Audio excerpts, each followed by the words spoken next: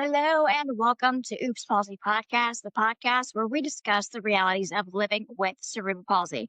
This is our Q&A segment where we find common questions online, on Facebook, on Reddit, answer those questions to the best of our ability. As a reminder, we are not professionals, so anything that we recommend is stuff that has worked for us, but with cerebral palsy being such a wide range disorder, make sure that you talk to your doctor. So with that disclosure out of the way, I hope everyone's been doing good. We have been, or I have been very busy, so that's why we haven't done the podcast in a little bit. So I apologize for being inconsistent with that. With the holidays going on and a few other projects that I'm working on, it's been a bit hectic.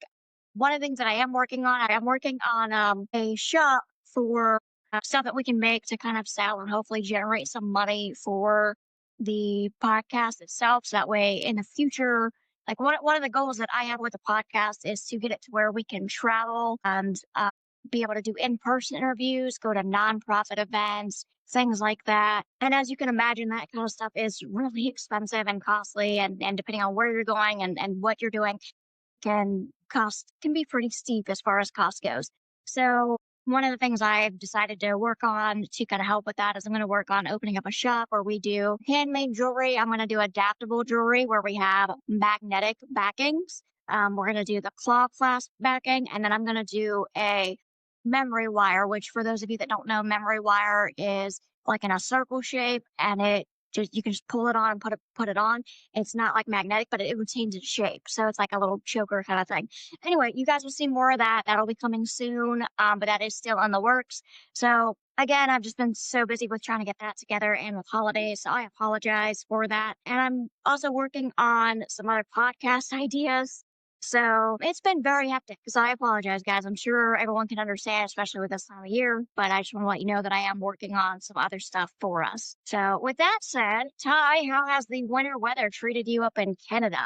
It is, you roll the dice every day. Yesterday, it was so warm, everything melted, the giant puddles, and then my good grippy shoes got soaked. Last night, it all froze, so getting the kids from school took longer than I expected because every single surface was nothing but this thick of ice, which isn't good when Yes. normal ground makes you fall. So, fun times. Yeah. My brother and my partner yesterday were putting together one of the tools that I need for the other project that I'm working on. Yeah. I'm trying to be vague because I don't want to spoil too much, but they were putting together some tools for me. And what Amazon said was a 20-minute thing to build ended up taking 2 grown smart men 3 hours because the instructions were written very terribly. And A lot of I've been getting a lot grunting. of things from Amazon lately that are it's just images. It's not even like written instruction. It's just images. So it's like putting together a giant ass puzzle, but like, yeah. So, but they ended up putting that machine together for me. That machine is something that's going to help with the other projects I mentioned later on. But anyway, I ended up ordering us some DoorDash because they had worked so long on that. I was like, hey, who's hungry? I'm going to get everybody food for helping me out with that. And I had to go out on the porch and tell the driver, hey, don't get on that step. It is solid ice. Ooh. I don't want you hurting. And she was an older lady because like our second step down, solid ice. Solid ice. I almost busted my butt on it earlier that day. So I was like, I went out there and I'm like, hey, don't step on that. You'll die. The stairs are the worst because you start in an elevated space. So when you slip, you're airborne. Well, yeah, and I didn't want her falling backward and hitting her head into like the concrete or like the frozen ground. Like, and the thing is, yeah, we with cerebral palsy are a major fall risk, and this does happen to us. But for older people, a fall can be life-changing. It can be like detrimental. It can ruin your life. Not in a good way. Life-changing, not in a good way. Yeah, no, it can.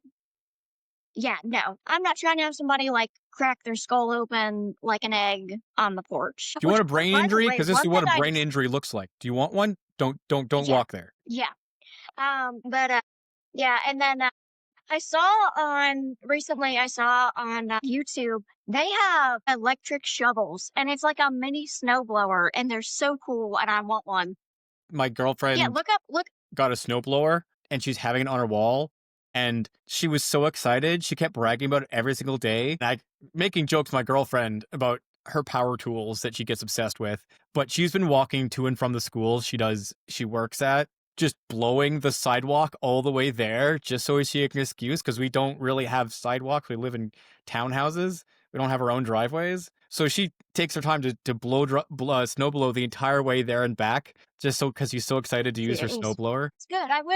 I feel like if everybody got in the community and what's crazy is the electric shovels are like $130 on Amazon. I'm like, that is cheap. Cause like Or an you can electric. easily spend for an electric shovel though, like that's really cheap. Well, a standard like machine snowblower, the league we had a rotary. We had another charity like help us pay for it. It was like $2,000-3,000 just to get it, just to clean our driveway. For a snowblower? Like a sit-in snowblower, like it was a snowblower, like a snowblower, Oh, okay, okay. right? Oh, that's But crazy. yeah, but I it didn't was even know they had sit-in snowblowers, but that makes sense, right? Like, Canada. We have an ice rink. Yeah, it snows. The snow company would charge us every time it snowed. Every time it snowed to clean our driveway, which meant if it snowed 5 or 6 times in a week, we were paying 500, 1,000 each time. Yeah, so we stopped that have service. you have you ever thought about putting like one of them little plow buckets or whatever they're called? I'm not a contractor, guys. It's a Like cow one of the little catcher. plow buckets on the front of your wheelchair, and like just plow. Yeah, like all the time. If I didn't give my electric wheelchair to my dying grandmother, I probably could have. Uh, I have legitimately with my big electric that was just powering through. I would go through winter and I would clear spaces because people would walk behind me because my feet were booted. I was in my electric and I just drove through it and the snow parted past my legs and everyone's like, they just follow Yeah, the guy in the wheelchair. He's making a path. Let's go that way. yeah. Oh, Dude, I had somebody stop by the house. And my sleep schedule, I have really bad insomnia, so my sleep schedule has been really wonky. So I've been sleeping till like 2 or 3 mhm. sometimes. It depends on like the day or whatever. But the other day, I was sleeping in the living room. It was like 12 o'clock. And I understand people trying to make money. I do. I don't blame them at all. But these people came up and knocked on my door like they were the police. And I thought there was like some emergency going on because we have cameras outside our house and we have had homicide detectives stop by our house and our cameras actually helped them solve a case, which was really grim and sad. Somebody got stabbed down at a store a few blocks away from us. And on the camera, you see them walk into the store like they're friends. And then one guy comes back and he's going through the other guy's back. And it was very sad. We didn't think anything of it when we first saw the person going by or whatever. But then, like, a day or two later, homicide stops, like, sees the cameras. They stop by our house and they're like, hey, did you guys catch anything? And we said what we had. And then, like, a month later, they caught the guy and he was in jail. I was My like, oh my God. my close experience with that was I used to live 3 blocks from like the Party Art Avenue, so all the bars and stuff was on it. There was a guy going around we called the White Ave Strangler. He would come up behind women and then try to strangle them. He never killed anybody, but several people were assaulted.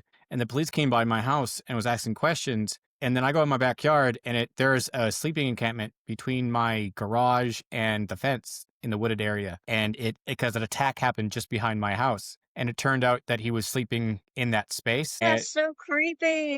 Yeah. Luckily no one got hurt, but it was like a week of like there's a White Ave Strangler going around. And yeah, he was ramping up And he's just basically camping in your backyard. That's more crazy. or less. Yeah. That was slightly terrifying, especially because I can't run. But I mean, okay, unfortunately, and I do not like this on a whole social justice thing in my head, but being a male with cerebral palsy protects me more than if I was a female with cerebral palsy because the guy was only attacking women, right? But Yeah. Well, the thing is, like, we're at a higher disadvantage for stuff like that, unfortunately. unfortunately, And then so like disabled people are at a disadvantage, women are at a disadvantage. And when you add in that combo, like I've reached the point where like I prefer not to go out by myself anymore because when you are on YouTube a lot and you watch a lot of these documentaries and you watch it and it makes you paranoid a little bit. Like I'm not saying I don't go out by myself, but I prefer to have somebody with me. Or when I do go out by myself, there's like little tricks that I do. Like I will talk to somebody on the phone because if you're on the phone, you're less likely to get attacked because the thought process is, well, if you're attacked while you're on the phone, if that person that's on the phone will hear the struggle and then call the police. I know because So I'm you're the at, person my yeah, friends call. They will call me. yeah. See, yeah. Even when I was like in an apartment building, whenever I would go out to like walk to the store down the street, different place by the way, not where the guy got killed, different place. I would always like be on the phone or either be on the phone or have somebody walking with me. Um, I it is crazy. The world is a crazy place. Yeah, I watch that stuff too. But And related to cerebral palsy is like my kids, right? Like people snatching kids. And my biggest fear is like I can't chase anyone down. I can't run to save my kid. yeah, Like that is yeah, terrifying. And that's related to the palsy. yeah, yeah. So thanks for that future fear. Yeah, you're Appreciate welcome. that. You're welcome. At least you can get a gun. Yeah, do you have any questions? What are yes, I know, one thing I've noticed that we've been getting a lot of I've seen a lot of questions on, especially, with back to school and winter season and stuff like that, is shoe wear for AFOs. Check out Billy's Footwear. We are affiliated with them. The link will be in the comment section below, but we are affiliated with them. They are shoes that are designed for those that wear AFOs, and they are zipper style shoes. I mean, they have everything from like child to adult. I think they go for like size 6, Is it maybe just a bit shoes? higher. I'm not quite Or sure. do they make snow boots? They do snow boots as well. I've been meaning to get a pair of snow boots from them.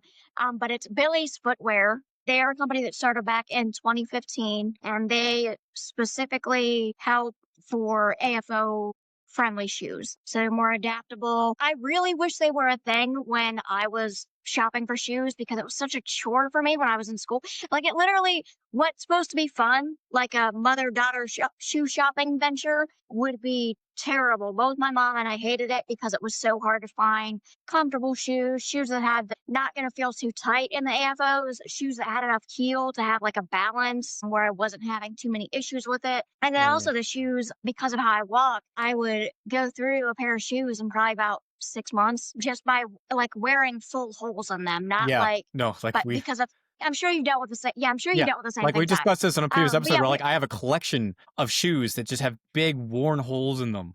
And it shows progressive. yeah, yeah. So please check out Billy's Footwear. We are affiliated with them. There, you can save 10% by using our affiliate link. Um, and huge shout out to them for helping sponsor this podcast, for helping us help other people. I am looking to become affiliated with other companies that help those with disabilities, wheelchair companies, medical equipment companies. Currently, companies like that. I am currently in talks with someone that makes blankets for those in wheelchairs, more like wheelchair adaptable blankets, I should say. But I'm in the works to get stuff like that to where we can help people get what they need. And at the very least, we can help provide them with discounts. Eventually, like a lot of the goals I have for the podcast, like I would love to be able to actually fundraise for people and help people get the stuff they need. But obviously, we're not even a year in, so we still have a ways to go before we can do stuff like that. But we are becoming affiliated with like nonprofits and stuff, some legal centers. So we're getting there. We're making some headway there. But yeah, so as far as footwear, Billy's Footwear is a good company to look into. If you do decide to buy from them, please use our 10% discount so that way you can save a little bit. I know it's not much, but every little bit helps, kind of thing. So what about you, Ty? What questions have you noticed lately kind of popping up? Well, there's one that I was able actually to have experience to respond to. Mhm. About aponeurosis, tissue lengthening surgery in legs. Anyone's little one with CP spastic diplegia, specifically R type, had aponeurosis surgery done. Our daughter's legs stay flexed and she still crosses her legs when walking. Orthopedic surgeons suggest they lengthen the aponeurosis tissue at the back of both legs, hamstrings, and inner thighs, which will help her. She had SDR in February, so she has no more spasticity. Thank you. I'm not sure what SDR is. Yeah, spastic diplegia R? I don't know what the SDR is. I have to look that up. But I specifically had that surgery. Okay. Done. My legs would turn inward, almost backwards. My mom would like notice me as a toddler leaning against the window, standing, and my feet were doing this. right? That's how tight my legs were. I had these Yeah. elastics that would attach to my shoes with Velcro, and they would turn my feet around. That didn't work most of the time. Again, my feet would slowly turn back. So about 8, I went on surgery. One of my only surgery, the only surgery, cerebral palsy I've ever had, which is I'm very lucky, person with cerebral palsy for that. They cut out a piece of my inner thigh, moved it to my outer thigh.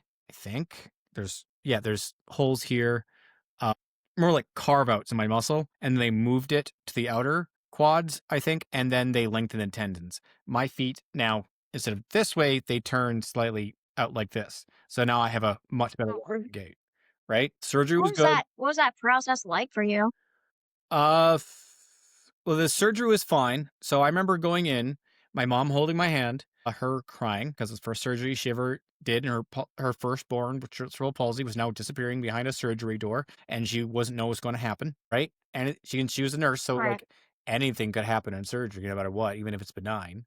Yeah. They Yeah. they roll me in. I'm like 7 or 8, right? So I'm like skinny boy, skinny little skinny white boy. And they get me in. I'm not sure if I'm wearing underpants or not because I got to get right in there, right? All I know is the main thing I remember is that I get in there and then they go, take a deep breath and then put a mask over my face. I do so. And then everything goes dark, like just, and then I wake up and I wake up beside it in a recovery ward. And to my left is a small boy crying. There's Sesame Street on the TV that's in the corner of the room. And I instantly, as soon as I wake up from surgery and I'm groggy, I'm trying to calm down and make the kid beside me feel better. My attention's towards that. That's the type of little boy I was, right? And then I woke up in an A cast, all right, because they moved the quads around, they lengthened tendons. So my legs were splayed like this, and there was a metal bar in between.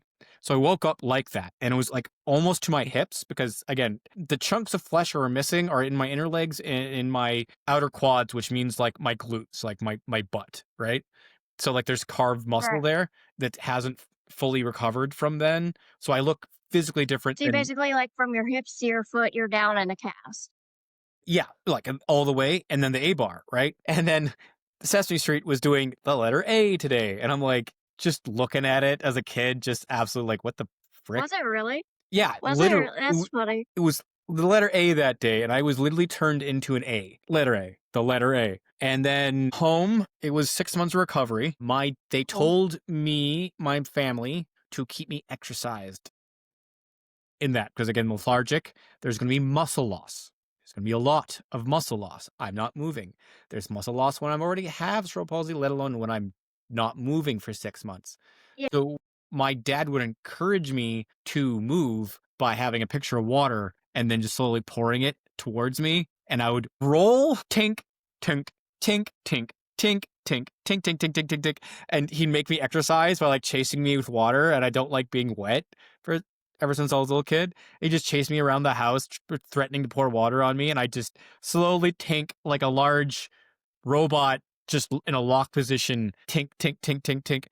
Um, So was that while you were still in the cast and everything? no, I was in the cast. So imagine like I have to lift my legs up, like, and I go tink back down, and then twist my hips and bring the other leg up and go tink back down. Like my legs were splayed like this Oh my god. for 6 months. Like I was in the Oh, shape of an A, and there was a large bar in between keeping my knees from going together, right? So I literally go tink, tink, tink, tink, tink, tink, tink. To sleep. To sleep, I had to sleep at an angle where my family would just I would sleep in my little kid's bed and they'd put my legs against the wall at an angle and I'd sleep at an angle, like you lean like a oh book my or god. a chair against a wall. Like, no, that Yeah. And then the hardest part was the recovery after. I had so much muscle loss that I remember so much pain trying to push myself up to sit on the toilet that I was my gosh. bawling, crying almost to a screaming point, like trying to, like you watch those videos of little boys, they're forced to stand up, the therapist is holding their legs, and eventually they get better. That was me at home with my mom, basically. And that was after so much muscle loss, not just a toddler with palsy slowly getting their physiotherapy up. I Yeah. don't even remember how long it took me to not literally cry to just try to get up. right? That was the hardest part. Yeah. It was the hardest part. And the hardest part was honestly for my mother to watch me go through that, right? But at the end, my legs turned just enough outward that I could walk with a semi-normal gait. Eventually, I joined the wrestling team. I went on Terry Fox run in Canada. Terry Fox is a guy who had cancer, lost his leg, had an amputation, and he did a run across all of Canada to raise money for cancer awareness. His cancer came back, and he almost finished the entire length of Canada, but he died because of that. So every year we have a Terry Fox Damn. run. We have a Terry Fox run where everybody runs a length of wherever, and then like they raise money for cancer awareness. I would do that, and they would just give me the trophy because usually I was the only kid, cerebral palsy kid, person with cerebral palsy, actually doing that. And I was like, guys, this like, what do you mean I get a trophy? This is for people like me. This is for disabled people, amputees and other people like that. But yeah, I could run or walk. So yes, it's good. That Do you surgery is good. have you made it the entire length of Canada, or is it like one of those pass a wand off kind of thing? No, it's one of those like they set a limit around like the school. Like every person does that, and collectively we all like it's the whole collectively we're all running and it all adds up, Okay. right?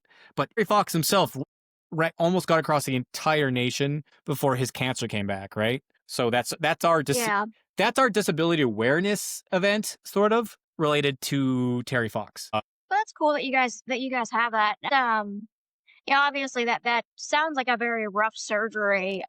How did you because I'm sure you had frustrations and stuff. So like how did you handle dealing with like frustrations and um things like that? Because I know I can imagine that would be very difficult as a kid to deal with. It mostly came from my parents, obviously. I mean, I was 8. But my parents are very much you keep climbing that hill. It's okay, buddy. We know it hurts, but this is what's going to help you. I know. Okay, look, okay, you hurt? Are you right? Okay, you're on there? Okay, good. Now we can take a rest for a bit. And it was just slow, methodical, pushing me just a little bit more than I was able. And eventually that crescent started to rise until I eventually got there. Doesn't mean it doesn't affect my parents. I remember my mom crying because she saw how distressed I was. But now I have just one foot for the other. Just keep going. You'll get there, is my mantra in my head as an adult now, which is Yeah. why I feel I'm a bit more able than some people, even able people. I've noticed able people will give up before I do because they haven't had to climb that hill before, metaphorically. Yeah. Well, I think there's like a sense of stubbornness. At least I know for me, and for other people that I've talked to. Obviously, it's not going to be like a wide range sort of like everybody's stubborn, blah blah blah. But like, I it everyone likes to give the oh you're doing so good, you're doing so much, you're going so hard. But it's like it's because we have to. We don't have a choice. Like the amount of therapy you have to have at a young age, the amount of physical therapy, speech therapy, occupational therapy, AFOs, getting cast. I mean, it does a number on you. It's not a matter of like I don't want to say yeah, I would say it's a luxury to not have to do that. And it's something that I feel like a lot of people take for granted. Like, so it's not like we try so hard and we do so much because we are forced to. We don't have another choice, you know? It's a weak men make weak times scenario, but our lives are weak times, right? Like weak times make strong men, strong Yeah. times make I've weak never heard that men. phrase, but yeah. But basically, it's Yeah. people become accustomed to ease and they don't know how to struggle when things do get hard because nothing's ever going to stay level forever. Our entire lives Yeah. are Yeah. that. There's not any known time we don't struggle, more or less, just to do normal Yeah. things some days. Yeah. Well, like shit, day one, like I was born at 24 weeks, and day one, I was in the NICU for 6 months. And this was in 91. So it's it's been said that it's a miracle that I survived. I don't know how much of a miracle that really is, whatever. I guess for scientifically back then, probably. Um, yeah. So like day one, I was like 24 weeks, which I believe is the last viable week that a child would be viable. Like in order to be viable, they have to make that 20-week mark. Now, I've also heard somebody say that they had their kid at 23 weeks, and I'm sure with advancements in technology and stuff like that, um, that's probably possible. I'm not a doctor, so I don't really know there. But I mean, this is back in 91 when there were not all these advancements in medical technology. Like, yeah, they obviously had like, a lot of stuff back then that helped. Otherwise, I wouldn't be here. But we have way more advancements now than what we did back then, is like what I'm trying to get at. But yeah, I feel like we try so hard because we have to. We don't really have much of a choice. Yeah, there's because I've been at like 3 births, right? Even the period between my eldest to my niece and nephew, which they're my youngest, they're just my kids, but they're my niece and nephew. They changed their ways with the nursery. So Theodore got bathed right away, right? And then his first baby poop and whatever, he got bathed. And then Calvin didn't get bathed. And I was like, And then Aurora didn't get bathed. And I was like, why don't you do this? And they went, oh, it turned out like it was either wasn't necessary or there was some complications with it, and they've changed their parameters just with bathing the baby, which increased their Hmm. lifespan or something like that. It was something that like the nurse told me, it's like, oh, we changed our regulations since then. We don't bath them. They do that at home. It's not necessary. There was some complications with it, and it turned out medically it was not the proper thing to be doing or whatever. Hmm.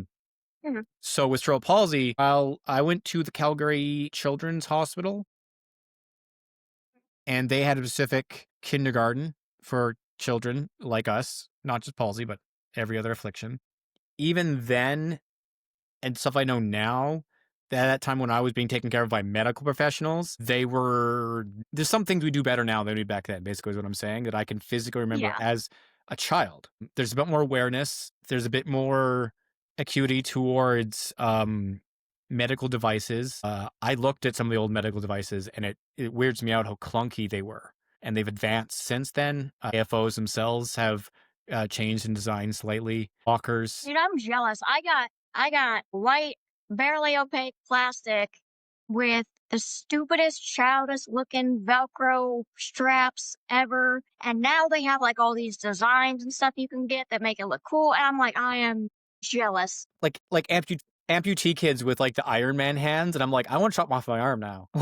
Like maybe if I could just get everything replaced below the knee with like feet that look and feel fine but are robotic, that would be cool. But then I'm thinking about like the bone implants they have to do and stuff like that. But like it's like kind Oh of like yeah. better now. Yeah. The canes were weird. Like physically interaction with me, like the canes were weird. I would get like solid oak ones with like this big suction cup in the bottom, and now they are more metal and they have different shapes for the grip. They don't use it anymore, Yeah. and the wheelchairs are a lot more advanced. Like they usually just give us like hospital wheelchairs all the time. Now there's specific Yeah. mobility wheelchairs and things, and a lot better in design now, and Yeah. somewhat cheaper than they were in the 90s. Not as much as they should be, but a bit cheaper. Yeah. And then attitudes. Like we talked about attitudes before, but due to the internet, everyone's slightly more aware of things now. There's a lot less interacting. We still do. We talked about like people don't know about cerebral palsy. We're here to explain cerebral palsy. But there seems to be a lot Well, less like, people going, "What's wrong with you?" than there was in the 90s. yeah. Yeah.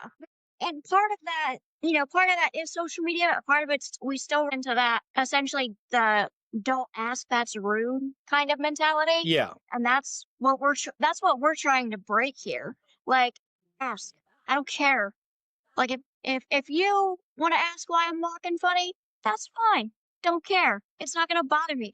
I know I walk funny. You're not gonna surprise me. I walk funny. I had no idea. My God, What? how many times I've No. been walking near like St. Patty's Day and someone yelled drunky at me, and I'm like, I've got palsy, and they're like, the amazing amount of drunk people that would say I've got palsy too because they're so drunk they're just gonna repeat because they think it's like a Oh gotcha, and I was God. like, and I look at them, I don't drink because like gravity sucks enough as it is, and I'm just looking at them like, oh, okay, I can stop arguing with you right now because you're obviously too drunk to process what I just said, Yeah. like, Well, I drink like twice a year now, like on my birthday and like occasionally when I go out with friends, but like nothing crazy. yeah. I've never got because I hung out with my friends so often, they knew drunk me versus sober me. even like back in high school, I didn't really drink much at all. For the longest time, probably up until my senior year of high school, I was the friend that watched everybody else. I wasn't much of a partier, but I would watch her because like my drunk friends would start messing around with lighters, and I'm like, all right, well, I guess I'll stay sober while you guys mess around because I don't want anybody setting the house on fire. Like they would mess around with lighters. They would do that rubbing alcohol thing where you basically make like a mini flamethrower and stuff like that. They would take other illicit substances that I was unaware of until something happened where somebody got hurt, and then I had to kind of help people. It was terrible. I was not much of a partier Me probably till about like either. my senior year. Like, I'm a people person. Mainly, I think it developed, mainly because of my outgoing nature, my family. But because, like, I have no option but to socialize, I'm not leaving a social situation. So it's like, either talk or I don't. So I developed talking, and now Yeah, when I'm in an area, I kind of get like every attention's focused at me. Mainly because yeah, uh, I still look really dysphoria related to my palsy walking and seeing myself. Also relates to people being a lot easier accepting that I'm taking ill attention in the room because I already take the intention in the room. I walk past and Abel's will just, their attention span will focus on, huh, and then go back. But that little space gives me a lot more time to actually interact. But then because of such, I didn't drink. So going with my friends, I was both a protector because I was male and I have mostly female friends, two, able to walk my drunk friends home because I could give them experience of how to walk while imbalanced, and three, I was the person that cleaned them up because I didn't drink mainly due to my issues with my palsy. I just didn't like doing it. Didn't yeah, like, yeah, it's awful enough with the spatial awareness with the palsy, let alone everything fluctuating when you're drunk and you're falling everywhere. More yeah, than yeah. normal, right? I don't mind drinking and I don't mind being drunk and stuff, but there was I wouldn't say I really had a problem at a point, but I when I would go out with friends because I didn't drink that much, I would kind of do excess, and then that kinda caused issues. I think that was just because of the infrequency, like, I'm a lightweight, like, I don't Yeah. really so now when I do drink out with friends, like, I'll order a drink, but then I'll just kinda sip it, like, I don't because like, I'm such a lightweight now because I only drink, like, once or twice a year, which is funny because we went over to my uncle's for Thanksgiving, and when I showed up at my uncle's, he was like, "Hey, do you want anything to drink? We got this, this, and this," and he was like, we got a little wine. And I'm like, oh, I'll take some wine. And he's like, okay. And I'm like, a little bit, a little bit. I cannot stress enough, a little bit. And he pours me like a gauntlet of wine. And I took like 3 sips and then set it on the counter and that was it. Cause like I wasn't trying to get drunk around my entire family. Also, that's another thing. I don't, if I drink and I'm going to get drunk and I know I might get drunk, I don't do that around my family. I don't want to be obnoxious. Like if it's me and my friends, like, it's my friends, it's one thing. I'm not gonna be, like, super obnoxious around my family because they don't really drink anyway, so, I mean, it's not yeah. But, yeah, I wasn't much of a party person myself, and for some reason, when I picture when you say that you were, like, taking someone home, I picture, like, you're helping somebody walk home, but you're, like, mounting them to your wheelchair and just cruising through the street. Actually, most of the time, I just put them in my wheelchair and I'd push them home. Like, they were lucky they had a semi-able cerebral palsy friend because they were going, "It's so great, I love you guys," as I have them, like belt strapped with a seatbelt into my wheelchair. It's like, "Yeah, buddy," and I'm just pushing them home. One time, okay, we had one friend who she had an alcohol allergy. I don't know if it's her genetics or No. due to her cultural history, yada, yada, yada. I'm not getting into that. But she had a very severe reaction to alcohol. The point that one time on White, No? the party avenue, I was like that, she was under a taxi screaming at people and she tried to bite the cops to try to pull her out. So one Yeah, how time, much did she drink? not much, she was smaller than me and clearly she had an alcohol allergy. But That's crazy. yeah, it was a girl who's trying to get away from her family's cultural expectations of like, abstinence, everything, which means she had Yeah, yeah, no immunity yeah. to it. And there might have been a genetic because the way she reacted looked like it was alcohol allergy. But point being, one time she got bad and we strapped her to the wheelchair and pushed her home. And she got mean drunk. So she's screaming bad words like we were trying to kidnap her for things. She My was god.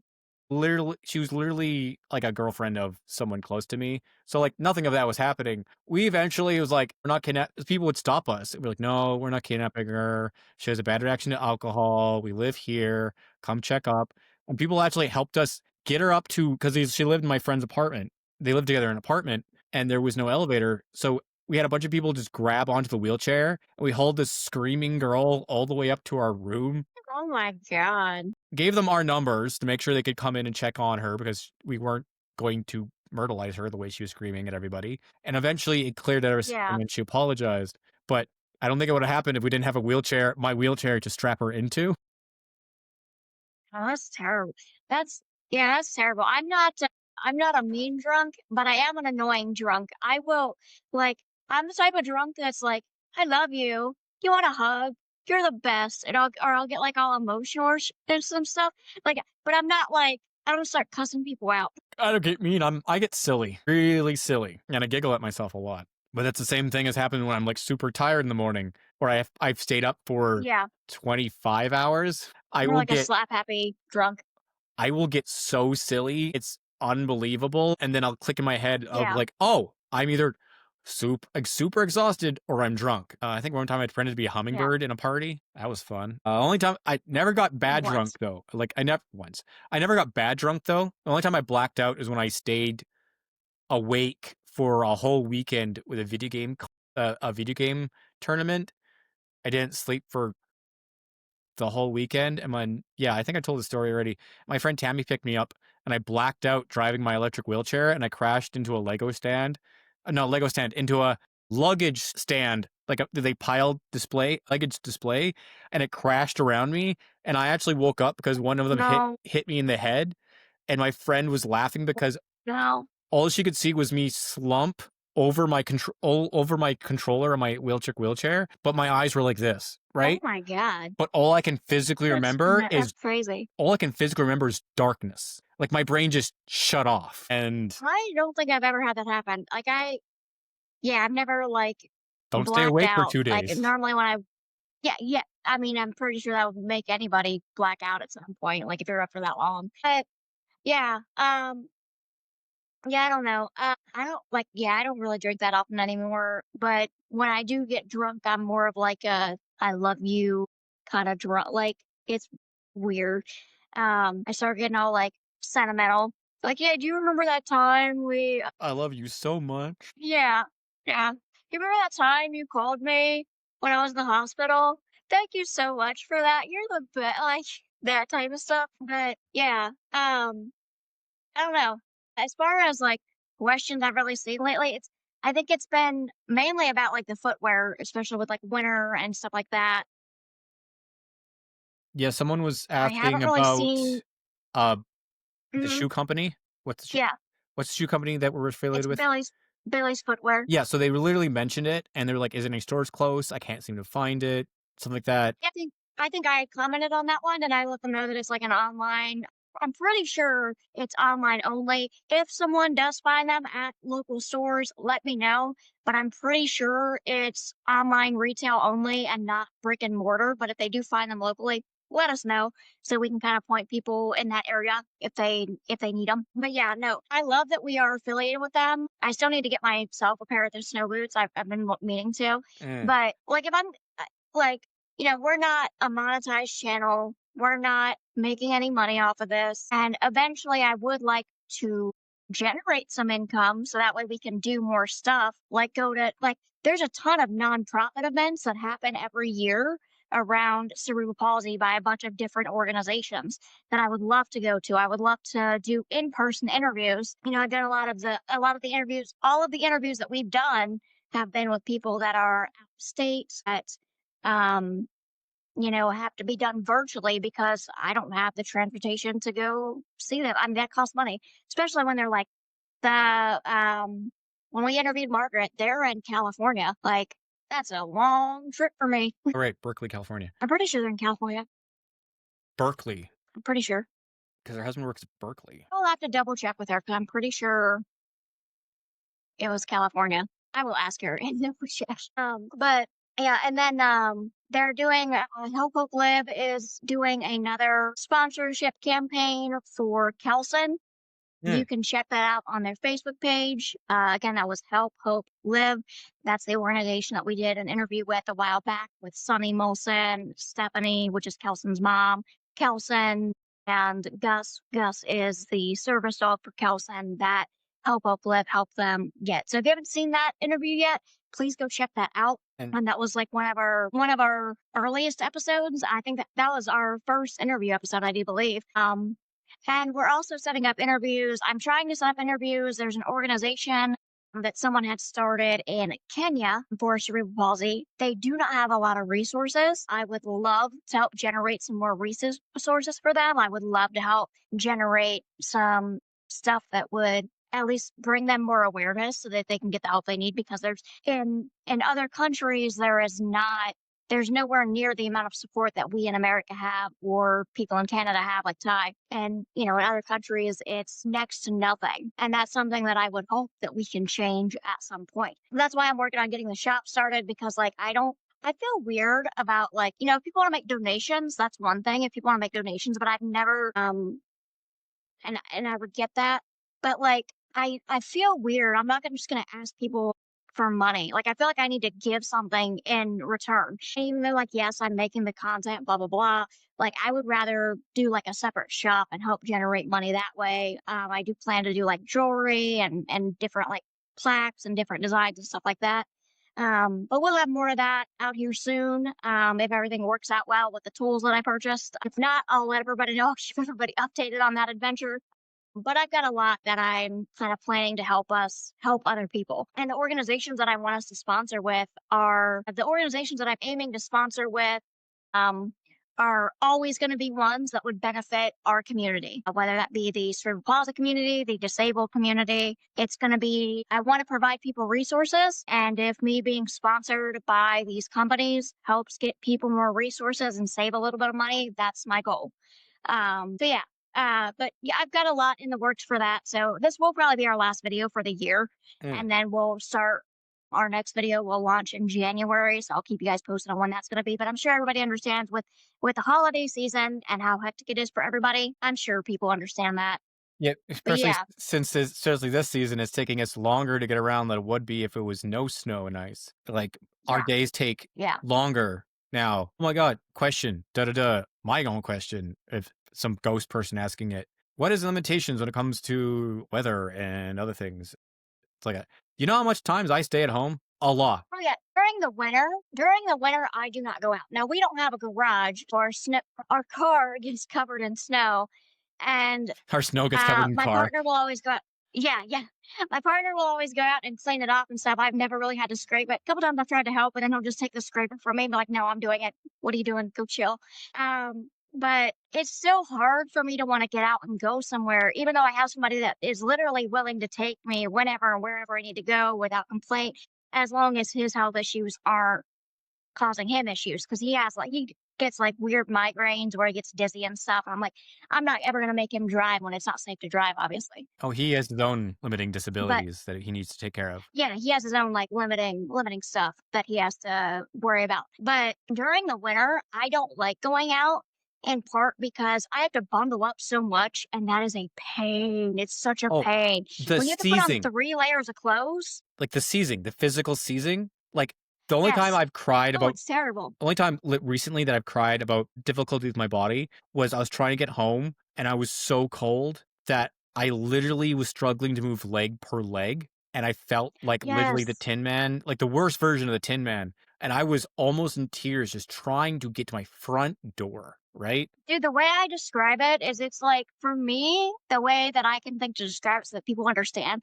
is it's like, imagine your entire body is coated in a thick layer of cement and you are trying to walk while you're covered in that thick layer of cement. It's very difficult, and I don't get it very often, but once every like year or two, I will get an episode where my entire body will just fold in on itself for the entire day. And I'm just like doing this number the entire day. Last time it happened, I was in the bedroom all day. I didn't come out of bed. I could not move. It was so bad. And I was in so much pain that I was in bed just crying. Like, I wasn't even upset, I was just in so much pain that, like, tears just started flowing, and my partner came in to check on me because he hadn't seen me all day. He's like, "Hey, what's going on?" And I'm, like, laying down in the dark, and he's like, "Are you good?" And I'm like, "No, I hurt." And he, like, laid down with me and he hugged me, but I was so stiff that I could not move my body to hug him back. I was, like, completely locked in, I could not move at all. So he, like, got me, like, heated blankets, he made sure I was, like, tucked in and, like, warm enough and stuff, but I couldn't even hug him back, like, I physically couldn't because I was so locked in and so tight. Those periods, I And literally get thankfully, I my only get sorry. Those periods, I get my girlfriend to hug my back, like she cuddles my back, and the body heat sometimes will loosen the back muscles, yeah, a little bit, yeah. but like Dude, never underestimate the power of heating pads. People underestimate the power of heating pads so much. Like, don't.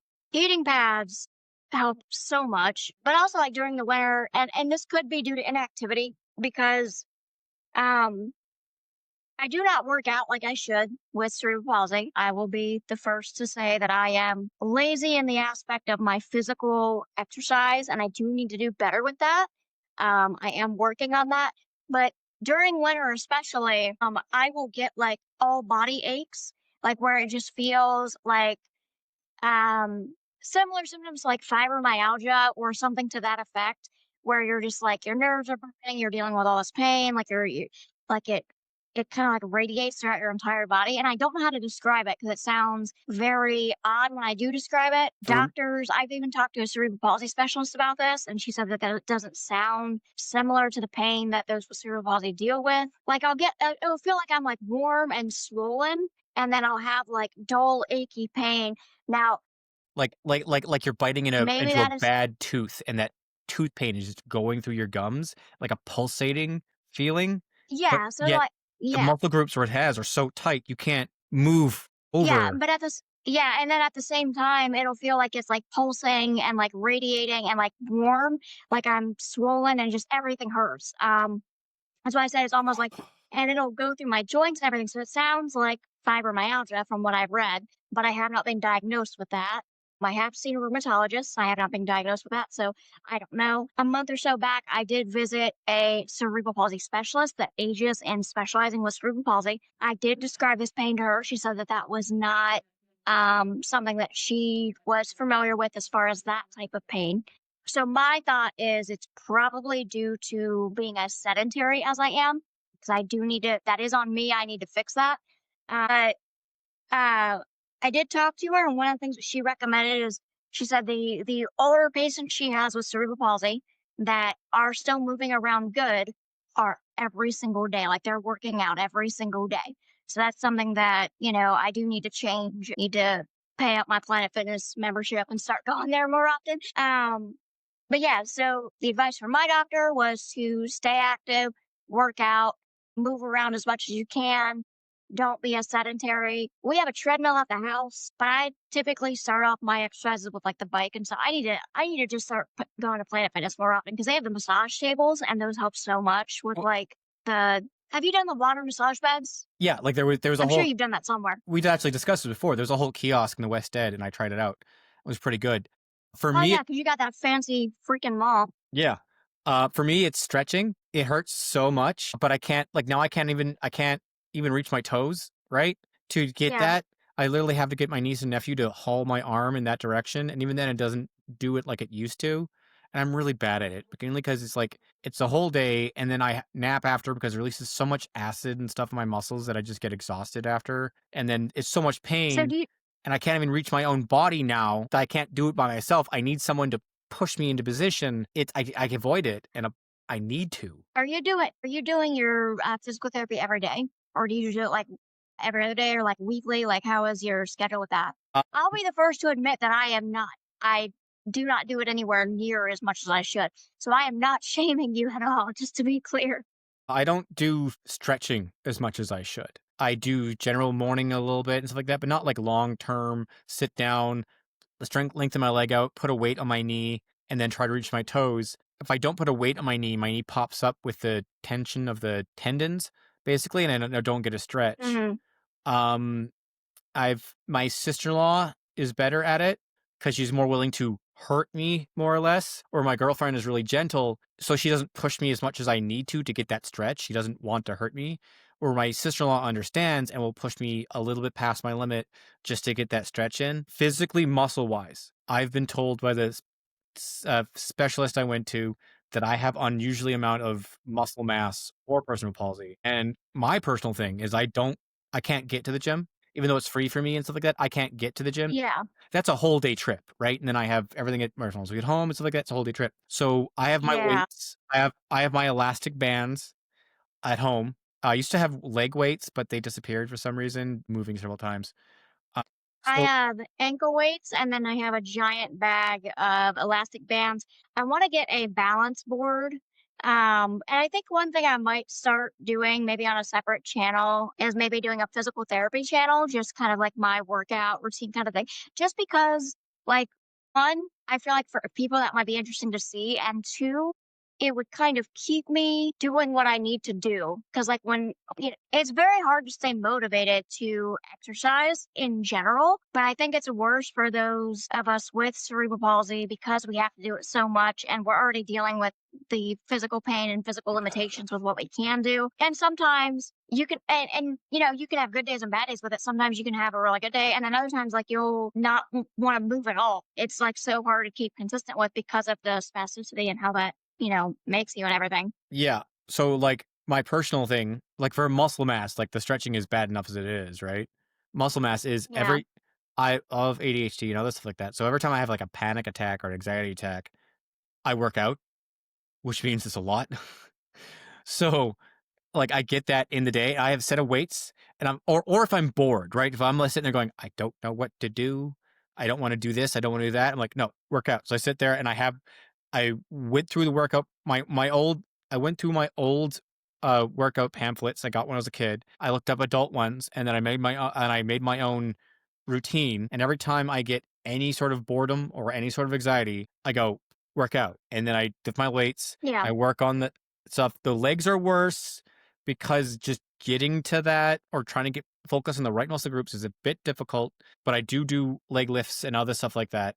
Like Yeah. on your front with the elastic on your thing and reaching behind and then trying to stretch that leg out and then pulling it back, or having it on your toe and then flexing your foot and working those ankle muscles out and stuff like that continually. And basically, you just got to do all them stretches and muscle workouts that someone who got hit by a car and is in recovery would do, and that would help Yeah. you. But like, yeah, I was going to physical therapy, but like where I was going, because in order to find a good physical therapist, like we had to travel like it's an hour one way. So it ends up being an all day trip because it's like 2 hours just to go to therapy and back. And you know, with my partner's health stuff, it's kind of hard to keep that consistent. I did have family that was taking me, but like I feel bad making them drive like 2 hours out of their way on their day off. Like, I mean, I don't like doing that. And I know they'll say it's fine. I know they'll say it's not a big deal, but like they also deal with their own health stuff. So it's, I don't know. It makes me feel bad. But They always say it's fine, and one, but we always feel bad. Like that's the thing with me too. yeah, Like, just ask, yeah, Ty. Just ask. I like to do it by myself. Yeah, well, you do it by yourself and you're waylaid for 2 days because your body seizes. Ask for help, Ty. yeah. But I'm And, independent, like, yeah. And, like, one thing I did have somebody ask me a while back was, how long do you need to be in physical therapy for? And, right? that's a loaded question because your entire life, like, That's just you have to, with from cerebral birth palsy, to death. you have to be doing, yeah, it's not going to be a thing that you just, oh, you're rehabilitated and you're fine now. No, you have to be doing it almost every day. I was doing it once a week with physical therapy. I like going to physical therapy because, like, there's no distractions there, and I'm there to just do my one thing and be done. And it makes it to where I actually focus on getting better, even if I'm not stretching at home or whatever. Yeah. Just going once a week and stuff can help.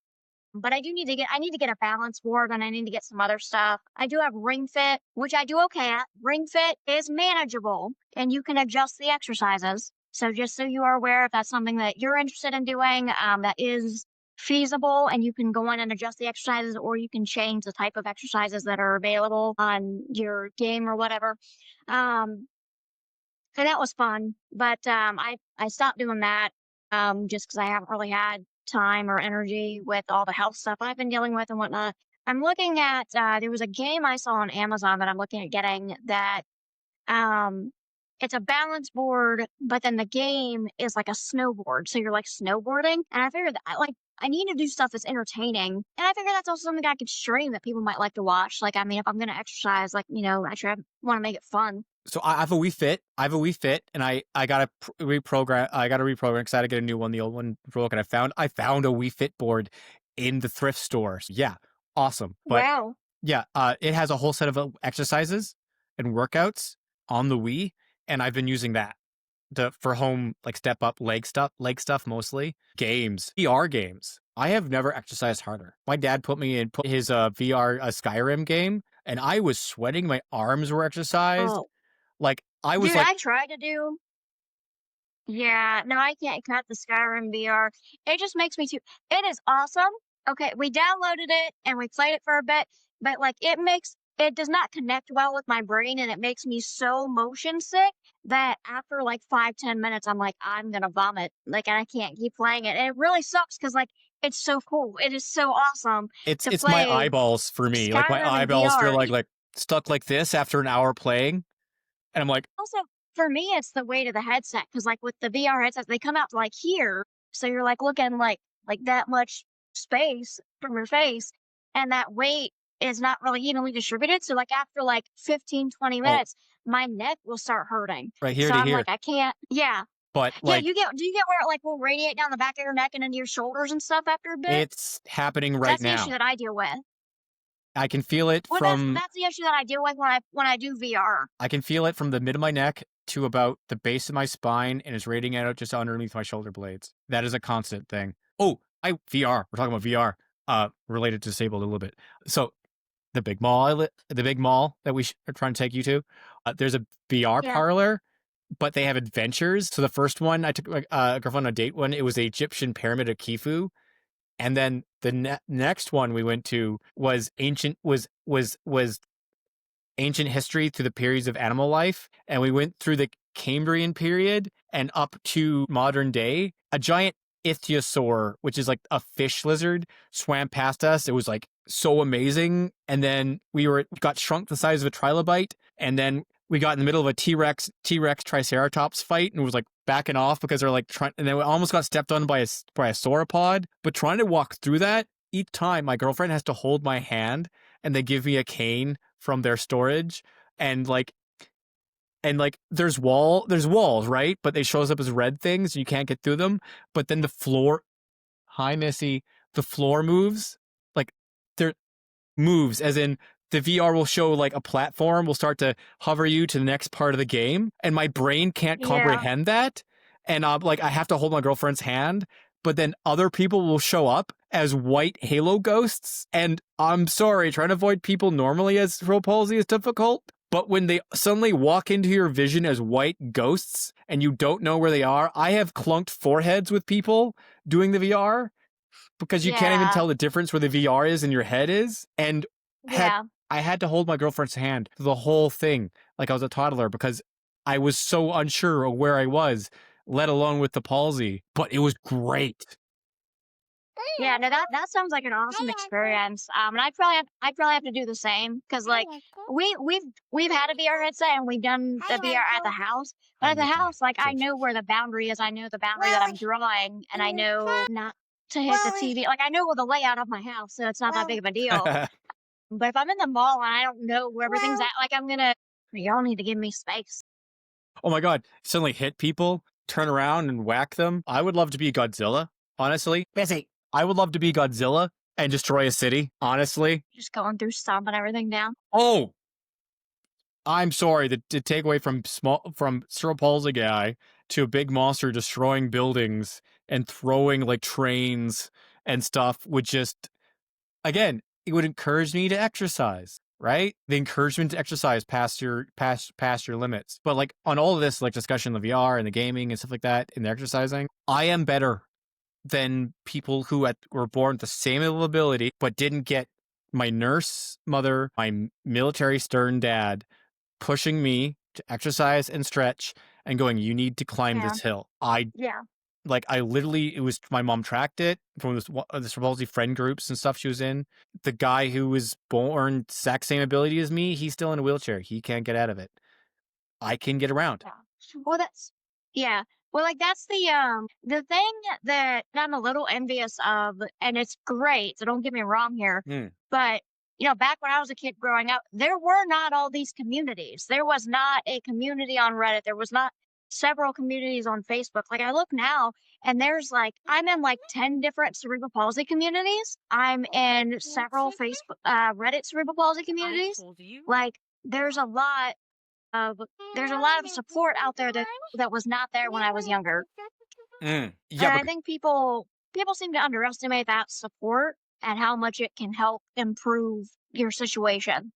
So the differences, right? this really did not yeah. Yeah, so let's form as a question we've asked before. What supports are there? What Yeah, I things was can like, I this expect? really didn't turn into a Q&A. This No, kinda went a different direction. My bad. it's still information people would listen to. And there was Oh questions yeah. like questions I tried to answer but couldn't join the page correctly or whatever. No, we went a little off. Okay, so question: are there supports? Yeah, there are. Are they as much as we personally, as people with cerebral palsy, would like? No, not really. But there are supports. There's more than when we were children. There are differences in experiences. Me and Sharon have different experiences. I am like her first friend with cerebral palsy. She's known, right? I grew up with cerebral palsy associations, helping my mom, fun runs, generate bike races, casinos, Christmas parties, all stuff I was involved in to raise funds for the association and myself. And then other people with cerebral Yeah, palsy and the other kids at the parties, and just seeing other people with my issue and stuff like that. So that helped me in my interactions with people more severe than me, and then seeing people less severe than me, and then just knowing that as a child and seeing I could do something.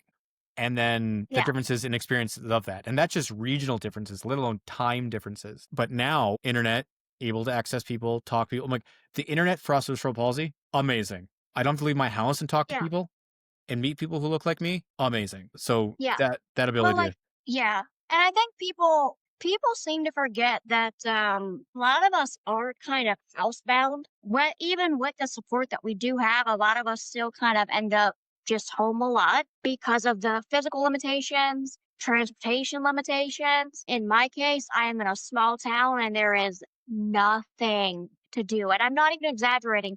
There's nothing. There's no mall, there's no skating rink, there's no laser tag places. There's nothing to do at all. And we're probably gonna move eventually, but I don't know when eventually is gonna be there. But yeah, there's like just not anything to really do for one. Like every time that I hang out with friends, we go to a different city. We don't stay in my city and do stuff really because it's like there's restaurants, but that's about it. Like you can only eat so much. Like yeah. Or being small and rural, all the extracurricular activity things are things like ice rinks, basketball courts, physical things that we don't really involve ourselves in. And yeah, that's the yeah. stuff that you can do. And you have to remember that, like, while spastic diplegia cerebral palsy makes up, like, I think it's 70 to 80% of cases with cerebral palsy, that still doesn't mean people are as mobile as Ty and I are. There are people No. that that have to use walkers, wheelchairs, canes on a daily in and out basis that they can't function without those devices. And it's important to remember that they might even have the same classification of cerebral palsy. They may have spastic diplegia, but they might have a worse case of it where they need those devices. So even if it falls under the same type of cerebral palsy, that doesn't mean that they're at the same functionality level as myself or as Ty. And that's part of why I'm trying so hard to like get these sponsorships with medical companies. I would love to be able to get resources for people to help with that because like that stuff is so expensive and wheelchairs and stuff like that, like it's so expensive. I looked it up recently. It ranges from six. So I started trying to get a sports wheelchair. My dad's going to get it for me. I'm trying to get aids for daily living to pay for the repair, like they did with the last one that got stolen. So I don't have a wheelchair. It ranged from 600, 800, 1,000, 2,000. The really minuscule was like Was it 5,000. And then the back. so somebody was talking about how their kid is not able to sit unassisted, which is also unfortunately common with cerebral palsy because of the spasticity, because of the muscle tone, for a number of reasons that can happen. Somebody was asking me about a what's called a tomato seat. It's a soft kind of cushion similar to um, what I guess I would describe as like kind of like a booster seat or a car seat, but it's meant so that children or older individuals can sit upright without having to have somebody sit them up. And that alone on sale is almost $500. Oh, And that's the sale price. And that's part of why I'm like, I wanna do something to get to where we can help people because it's just so insane to me how expensive everything is. And the thing is, people need this equipment. It's not optional. It's not like, it's not like, "Oh, I feel like I need this," or, "Oh, I feel like this would be a nice want," or it's not like getting a fancy television upgrade. It's they need this stuff to live on a day-to-day basis and have some semblance of a normal life. even walking canes are expensive. My best one was a gift. Like all my best things are gifts because I can't afford anything like that. I'm on limited income. Yeah. I'm on supports, disability supports. I can't afford that crap. My best one was from my Yeah, sister, which was a it was like a self defense cane. It's solid aluminum. It's my best cane. I've had to replace the bottom because the yeah, bottoms get worn out. How heavy I slam it down, it eats through this suction of the bottom. But even that was a yeah, gift because the canes are proper canes that aren't just old person canes or dress canes or easy cheap canes that break easy, don't support my weights, are way more expensive than I'm able to afford. yeah. So when I go and I look on Amazon and I put in walker, the decent ones where you can like use them to turn around and sit down if you need to, like the ones that have the Mm. chair option, $200, $274. Ugh. There's one for 88. So there are semi-affordable ones, like between 50 and 60, but those are for the regular ones that don't have like a seat option. And the thing is, this is equipment that a lot of people need. And I don't know, I would like us to see if we can do some fundraising for that kind of stuff because it is hard for me to see other people that are worse off than me not get the equipment that they need. And I've seen so many instances where parents, um, are getting crap for not doing enough because they can't work a full-time job because they have to take care of their kid. And I'm sorry, but like there are plenty of people with cerebral palsy that need that round the clock care. There are. Like, I don't want to say that Ty and I are lucky, but we do not need as much as other individuals need in terms of care. We can be semi independent, but I want to help those families that need that stuff. So starting January, I'm going to make some phone calls and see what medical companies we can get in touch with to Mm. kind of help with that or sponsor with or help Get some dang and see what discounts to they people. say.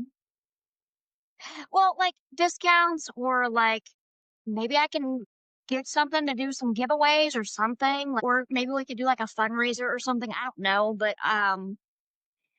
it's a work in progress. It's for a while. Like I'm doing the shop idea to kind of help generate money to do stuff like that as well. Because if we can raise money and then I can just get people the stuff they need and have it sent to them, that would be amazing. But again, that's a long process, and I need to get the whole store idea up and going. So we'll see how that goes. And if anybody wants to help with that, please feel free to reach out and email us. The email is oopspalsy@gmail.com.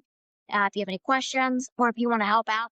And same thing, if you are a parent, a caregiver, another organization, a person with cerebral palsy, whatever, we want to hear your story. We want your story to be heard. So please email us if you're interested in joining the podcast. If you're interested in being on for an interview, you can check out our other interviews as well. We've done about 4 or 5 now.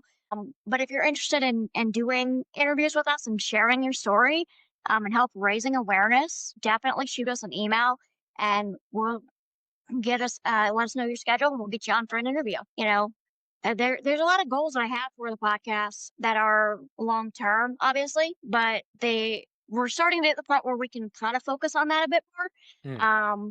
So that's good. But yeah, I just hate how expensive like the necessary stuff is. Like you were talking about how your wheelchair got stolen. First of all, who steals a wheelchair? That's Apparently crazy. apparently a lot of people. I was looking up wheelchairs. I'd That's stolen crazy. wheelchairs Edmonton, and someone stole a whole truckload of basketball wheelchairs. They have like this big metal bar on the front to keep these spaces, and then you can turn left Yeah, or right. yeah, Like I've seen. yeah, Yeah, I've seen like there are the wheels are kind of like thousands inverted more. in. Yeah, there's thousands more than normal ones in like the disabled basketball leagues and stuff like that. They stole a whole truck, Yeah, and luckily it was recovered.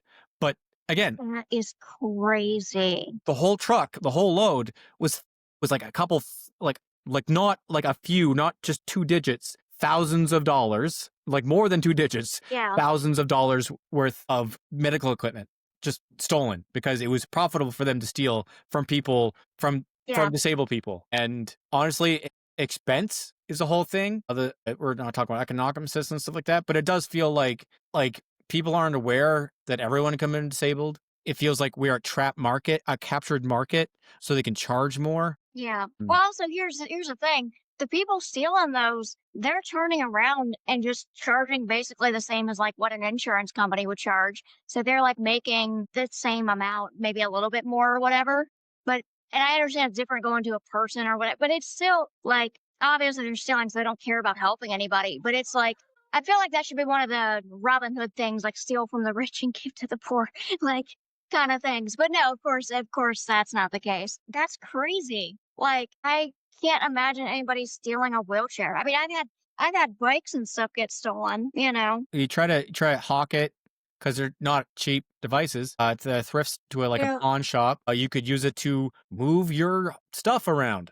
It's a very efficient thing for that. I've moved myself to places like as in I've literally moved by hauling the heavy things to the car with my wheelchair. So there's that aspect. Yeah. But it's so I don't know how to describe the emotion, rage, other things like that. But people are willing to steal my disabled device. The last date, the one that I was Yeah. talking about, like I did the dinosaur VR, I was wrecked. I had to sleep for like not like fully like the whole time, but I didn't kind of leave my room for 2 days to recover. And I was like, I need to get a wheelchair again. I can't just power through. I'm literally damaging myself, and I'm capable ish. Yeah. I don't really like to describe it that term because it's like people like, oh, you are disabled, and I go, I'm not Yes. disabled enough. But oh my god, I am destroyed by not having my wheelchair. Yeah. Just destroyed. Yeah. No, it's And someone just decided to take it. They decided to take it. Decided to see a disabled device for a disabled person and take it. Oh, yeah. I wish it wasn't $500 or $1,000 for me to get a good one again. yeah. Sorry, guys. I stepped off screen a minute to grab a Mountain Dew or bent over off screen, whatever. Got a Mountain Dew. uh, yeah, I wish they were that sponsoring sucks. us. Yeah. Drink um, Mountain Dew. I deal with that a lot. I deal with the whole disabled limbo a lot. Like, it seems like a lot of people have a hard time being like, oh, you can walk, so you don't need the wheelchair. Nah, I just don't need it all the time. There's a big difference between like needing something and there's a difference between needing something all the time and just needing it occasionally when your body's too exhausted. Like, I need to talk to my doctor about getting like a disability placard because at least in the winter, like in the winter, Yeah. I have a hard time walking into the store in the winter. And like, even though I don't drive, like my partner's my transportation, like he would be able to park closer and I wouldn't have to walk in as far because like during the winter, like I jam up and it really hurts if I'm walking too far. A lot of times he just drops, at least for right now, he just drops me off at the door and then goes and parks. And I text him when I'm done. So that kind of works. But Yeah, so my city did that, but I never got around to it because I never always walk, right? And then my friend literally got yeah, me the forms from the city hall and went, Ty, sign these. We'll go to a clinic. They'll sign it, and then we'll get it. You yeah, need it. They forced me to do it. Like even I was yeah, refusing to go get it. I don't need it. I'm independent. And now like he uses it for his sister who has a baby. They live like really close to me, but he drives me everywhere if I ask him where he needs to and parks me right close because he was like, Ty, it's yeah, enough. yeah. You need these What supports. I think part of that, there is a reluctance for us to get the support that we need because of the societal like stigma or view on it. Like people don't understand that when you see these debates about who qualifies for disability and stuff online and who is disabled enough and this and that and blah blah blah. Like you're talking about people that are already on disability that have already proven to doctors and to the government. Like, have you ever filed taxes? Like, what? Like, they want to know everything for taxes. If you're being disabled, you have to submit to get disability from the government. You, at least here in America, you have to prove that you are disabled to the government who doesn't know you, doesn't care about you, which means you have to submit paperwork from multiple doctors, medical reports, in some cases going all the way back to when you were born. And we're talking multiple doctors. And I've seen the rebuttals to that, that people are like, oh, well, they can just get their doctor to say whatever. And I'm like, no, you're getting reports from multiple doctors, and doctors, and I'm not saying it doesn't happen. Yeah, there probably are a few one-off cases like that. But in general, doctors are not going to sacrifice their license that they went to school for like 8 to 12 plus years for because somebody wants disability. Nobody wants disability. That issue And you is don't make anything on it. Like, you don't make anything. It's like bare bones, bare minimum. Like, that issue is close to my heart right now. In Alberta right now, Bill 12, they are in July, they're going to change AISH to ADAP. They're going to make us all reapply to our financial supports. They're going to make a yeah. two-tiered system. They're going to have a council of people who aren't doctors decide whether we're disabled enough for the full supports or the half supports. They're lowering our amount to be able to earn before our supports get cut, and then they're also lowering the whole payment by $200. Yeah, I think I remember you telling me something about that. And just as a reminder, guys, like, we're not here to talk about politics. We're not touching, like, we're just explaining what the system actually looks like for people that are disabled. Yeah. So we're not getting political. We're not taking a side. We're not trying to start any kind of controversial bullcrap. Like, that's not what we're here for. We're just explaining from our perspective and Yeah. our realities what the system looks like for those of us that are disabled. On The whole part, the yeah. relation of people and their opinions. So the controversy around this issue, people are going, okay, so the most common one I get is, well, I know this person and they have 2 cars, so therefore they're obviously abusing their age. And it's like, are they Oh, saying, I have seen comments like that so much because, like, even here we get like, oh, well, if they don't have a job, why do they have a phone? And it's like, well, first of all, parents can buy their family members phones. Shocker, I know. Pretty much every phone that I've had, outside of like a few have been, my parents buying me phones. Or like I'm always on like a prepaid plan. Like, my phone bill is like, I'm on Mint now, so it's like I pay it every 3 months, and it's yeah, like it averages out like $40 a month. I can't afford a car. I drive everywhere. I am very proud that I live thrifty and survive on very limited income, which is below Yeah, minimum wage for a full-time worker. I checked it out. That's what I live on. I live with family. yeah. And yet I still get the last phrase that really enraged me was I don't subscribe to helplessness by someone that was arguing again for the change. And I was like, yeah, me not subscribing to helplessness almost destroyed me. I'm pretty sure almost killed me. I needed to be like, yes, I am disabled. I do need help. What an interesting turn of phrase. Subscribe to helplessness. Eh, Subscribe, like it's a subscription that you can just go on and off. The thing is, like, I've seen a lot of people in the disabled community, because of the standards of society and because of a lot of societies not being as understanding as we would like to see, not being as empathetic as we would like to see. A lot of people, myself included, end up pushing their bodies until they can't go anymore. And then they end up in a worse off position than they would have been had they just accepted the help that they needed, that they qualified for in the first place. Yeah. So, like, technically, myself, I could have been on disability as soon as I was 18. I could have applied for disability as soon as I hit 18. But I went through every turn of job I could. I started out as an STNA, and then I went to culinary, and then when that became too much and I could only do like 2 to 4 hours a day, and I'm talking like I would go work in a kitchen 2 to 4 hours a day, and then I'd come home and I'd have to soak my feet for 2 or 3 hours, and I would be almost in tears. So, like, I would be pushing myself that much, just trying to fit myself in this box. But I did that for years. I've worked at call centers for years. I was last an insurance analyst. And now I've reached the point where, like, I can't even sit in a chair that much anymore. I have to constantly readjust myself or constantly get up and down, or like I can't tolerate the workloads or the long hours anymore. But if I had just accepted even a little bit of the help that I should have gotten, or that I guess I qualified for, I should say, that could have made a big difference in how my body is physically doing now, If I got AISH, and my mental health as well. Like, if I got AISH at 18, I could have at the time of rent back then in the early 2000s, I could have lived by myself. I could have learned how to live independently. I could have gone to school because I wouldn't have to live about my rent or something like that. So the thought of student loans wouldn't have terrified me beyond anything because I grew up poor. yeah, I would have more confidence. I could have gone out with friends. I would have been put in situations to be abused by certain people because I was financially desperate.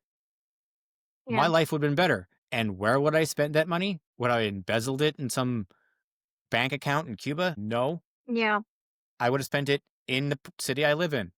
It would have been cheaper than just letting yeah, me suffer. I would have been independent. yeah. And when I see like a lot of debates online and stuff, there's just so much of a lack of education on it. And I don't know if it would be, maybe we can get into an episode where we go over the process, what it's like for Americans and what it's like for Canadians and stuff like that. Maybe we can do something like that. Mm. Just not getting political at all, but just like kind of going over what the actual process is. Because I've seen in the debates from a lot of people is, well, they should do reviews every few years. And I'm like, they do. That's what. They do. You Okay. like Sorry. literally every 5 years, you have to disability will reach out to you and be like, "Hey, are you still disabled? Okay, if you are, we need all of this paperwork or you'll lose your benefits." And you have to get all the paperwork and notes from your doctors. Like you have to basically essentially reapply and Like, show that you still qualify for disability. like the ones where it's like, well, they have 2 cars, and I've seen them go to vacations, and they do this and this. Every 2 to 3 years, the government has to get access to my bank accounts. Hi, Neat. I know Yeah. you're back. It's access to my bank accounts to check if I'm too Yeah. rich. I am poverty level. Big spender. Big spender over here. Like I have I'm sorry, like they do regularly. They check my bank accounts and my I'm sorry. Well, Yeah. if so, Thank you, Miss, for adding cuteness to this. well, Yeah, they have to go over like your financial records and all that stuff, and like, yeah. I've given they don't understand the level of freedom we have to give up just to not how be was homeless. that for me? I'm sorry, I'm Yeah. enraged Well, about that. well, no, I get it. It is I mean, frustrating, and a lot of seven people deal with people. it. And I think that's why, like, you know, I maybe mean, doing like an seven educational video on what the These are hard process is candies. actually like. And maybe I can get a Social Security lawyer on, because I want to come at it from like a neutral standpoint, and I want to come at it from like a factual standpoint. So, like, I want just people to understand what the actual process is like. Because I'll see comments like, "Oh, well, they should only be allowed to have so much income or so much assets." They do. We They do. do everything that you are wanting. Like everything that I've seen people say that they should do, they already do. They already do. And a large part of that is um how it's been presented to the public politically.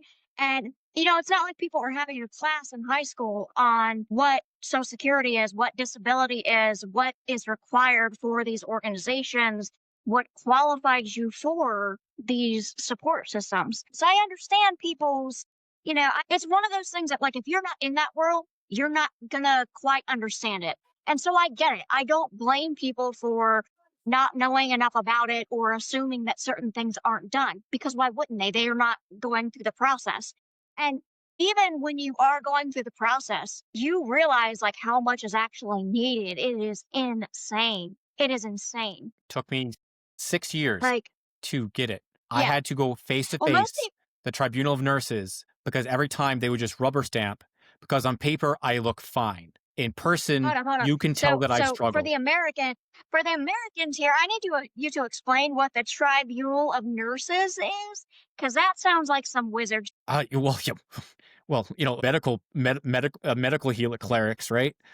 Yeah, so it was high grade nurses that were head of their departments that were on the assessment board that sat. I remember sitting at a at a middle of a horseshoe big desk, big table, and they all literally sat around it like I'm being judged for my paper at like medical school, and they were looking through my stuff, and I was explaining my life and my hardship. And unluckily, I got hit by a car recently that year. So like I was literally going, I seize up in winter. I got pushed in a wheelchair by my mom. Like it's cold. I can't like I had to be pushed in a wheelchair. I seized up today. I Yeah. I've got knee injuries because I've smashed my knees trying to get into work living in Canada with ice half the year. Like I was just describing to them my Yeah. daily struggle, and they went, "Why weren't you on this at 18?" And I almost cried now. I almost cried then. I Yeah. think I did cry then Yeah. because like I was trying. I'm gonna be emotional here. I've been struggling. Take a breath if you need it, man. Take a breath. I No, get I it because think it's people like need to see you this. try to. I think people need to see this. In a province with the attitudes where it's like, oh, I'm sorry, accepting help is weakness. Oh, I'm sorry, the government Yeah. can't spend a fraction of what they spend on extraction resources on the disabled people who are born here. We're not talking about Yeah. foreigners or other stuff, just the people live here who can't like survive. The fact that I took it as a personal failing was horrific, and it was trained into me. Yeah. Well, and here's the thing. I think, unfortunately, taking it as a personal failing is very common. I see it so much here. I see it so much. And, um, it is very common and it's very sad. And that makes it hard for, you know, the thing with disability is like everybody can become disabled at one point at any time. Eventually. You could get into a bad car wreck. You could fall down a stairwell. You could wake up and have a stroke. I mean, there's so many things that can lead to somebody being disabled, um, that I think more awareness is needed on that. Like an insane amount of awareness is needed on disability rights, disability advocacy. We're mainly trying to help spread awareness for cerebral palsy because it's so misunderstood that, like, yes, there are specialists that we have to go to, but I shouldn't be getting looked at like I have two heads when I tell my primary doctor I have cerebral palsy. I shouldn't. It's such a common disorder. And then the phrasing like it's a childhood disorder that affects 1 point whatever million children a year. Like I don't like that phrasing because it doesn't go away. We don't age out of it. We're not going to turn 18 and then we're normal now. That's not at all how that works, unfortunately. You don't see like I have never seen a quote about autism is the number one intellectual child, blah blah blah. Like I've never seen a quote like that at all. And when I see it surrounding cerebral palsy, it drives me nuts because it's not like it goes away. Like autism doesn't go away. Cerebral palsy doesn't go away. Calling something a childhood disorder gives it the idea that they'll grow out of it. It'll go away with age. They'll be fine. Like that's not how it works though. And cerebral palsy, like we do not age faster, but at the same time we do. It's not, and my own doctor, when I talked to her about it, when I talked to the specialist about it, she did say you could essentially think of it as premature aging because of the wear and tear that it has on our bodies. Like while cerebral palsy is not progressive. It's not like the brain damage itself is going to get worse, but the wear and tear from the physical strain it has on your body does get worse with age. And I don't know. That's one of my pet peeves is it being called like a childhood disorder so much. And I can't, it drives me nuts. Yeah, I try not to get into like topics that upset me too much, but I guess I'm comfortable enough with our audience and we're getting questions asked so often that I think we're at that point where we can kind of be more open about stuff. Like we're not being political. We'll never be political. We're never going to tell you vote right, vote left, vote this, vote that. We don't care. I don't care what your politics are. Like I just want to educate people about the realities of being disabled, living with cerebral palsy, what that process is like to get disability and things like that. Because like there's stuff I see people asking for all the time. It's stuff that already happens. Like I'm sure you see that too. Like, constantly. I'm sorry, the most comment I get about again the program that basically provides me with a somewhat stable form of living, a shared income severely handicapped. The main comment I get is I know X and X who abuses it. That is 100% the main comment I get when I mention I'm supported by this. The main conversation everyone has in their head is it's abused by people. They live too nice. That's it. That's the main comment. Well, and the thing is, like, people fail to take into account, like on the outside, it may look like they have this, this, and this, and this. But that doesn't mean that they're not getting support from family, from friends, or that the stuff that they have weren't gifts. All the clothes I have, pretty much all the clothes I have were given to me by friends or friends of family, whatever. They were all gifted to me. I'm not I have I have like 6 bags full of clothes in the basement, but they were all given to me. None of them I went out and bought, so it's not like I'm going and buying like a new wardrobe. I've literally just been given a bunch of clothes because I'm very petite, and when people grab stuff, they toss it to me. From 16-year-olds of family friends, because I'm small. One of my friends gave me like 6 or 7 bags of clothing because after she got pregnant, they wouldn't fit her very well. I don't know how this person is tinier than me, okay, because I'm 4'11" and I am 100 pounds. I'm not even kidding. I'm 100 pounds. Sometimes 95. It's not, yeah. And some of the arms, I can't get my arms into on some of the sleeves. Like I'll go put it in and it gets stuck. And I'm like, how are you this tiny? How is that even possible? A lot of things, like my dad, when my water heater went out, my dad paid to get the pilot light replaced My in dad my own home. paid for my first cat's vet bills. I had an option to either beg my dad to help me take care of my baby or watch him slowly die because I couldn't afford it. Yeah. My entire life, I'm very proud of how thrifty I am, how survival I am. I am proud of that. But the reason I had to be is because the only income, like the low income, I survived very well on it. But I am an expert on dollar stores. I am an expert at thrift clothing stores. I forage inside the city. I know where mushrooms grow and berries grow. I ain't doing Okay. all that now. I Uh, ain't foraging for stuff. Knowing my luck, I'd find something that I would eat and it would kill me. my dad's a survivalist, so he taught us all that, how to recognize all that. But Yeah. I grow corn and stuff in my backyard out of stuff I buy from the dollar store. I literally go dollar to dollar and literally live off the land in my own city just to be able to I'm afford trying things. to, yeah, one of the things that I want to do, just because the cost of food has gotten so insane, I want to get like a little greenhouse built in my yard, like a small one, just so I can grow like some vegetables and stuff all year round. But I would have to have like grow lights and like electricity run to it and all that crap. So that is something I want to do, but it ain't gonna happen for a good while because I I'd have to have somebody help build it, and I'd have to pay for all the materials and blah blah blah. It'd be such a mess. But that is something I wanna do because, like, groceries have gotten so expensive. I would suggest just don't worry about a greenhouse. Just get raised beds, put dirt in it, throw things that would just grow normally. There's potatoes are one. They just grow. Corn's Yeah. harder to grow. Okay. Having cerebral palsy while gardening. Holy crap. A stool. And then I can only weed for a little bit and my back's out. I ended up developing. Oh, yeah. I put the anti-weed mat that's supposed to be underneath near the dirt on top, kills everything, makes sure things can't grow around my plants, makes me so I can Cool. only have to weed directly around my plants. That saved my back. That's awesome. Now I definitely need that. Send me a link to that because I need that for my front yard.